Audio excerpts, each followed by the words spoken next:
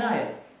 Ina maana wazungumze, bwana shida ni nini? Kama maeneo yametengwa, yanaeleweka yametengwa maeneo sehemu fulani kwa ajili ya ufugaji, eneo la maliasili, vyanzo vya maji, sijui makazi na vitu kama lazima yatumike vile ambavyo inatakiwa. Kwa hiyo tutakwenda kusimamia maeneo tengefu. Lakini pamoja na hayo maeneo kuna maeneo ya wazi, maeneo ya michezo na nini. Tumejifunza ndugu zangu, maeneo ya wazi yaliyoko yanayotakiwa hapo kwenye mpango mji wa Ludewa tuliokuwa tumetangaziwa kabisa kwamba ile eneo la wazi, eneo la sekondari la sekta ya idara ya elimu, sijui afya nini.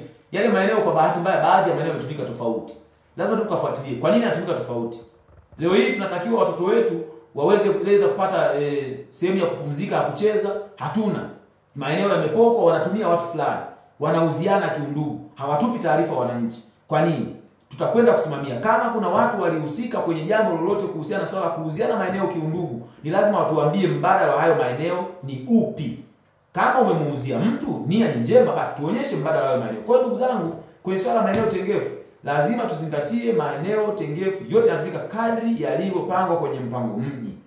Lakini ndugu zangu, kikubwa sana tumeshuhudia miradi mingi sana kwenye karibu kila idara inavyotekelezwa hapa Ludewa. Inatekelezwa mingine chini ya kiwango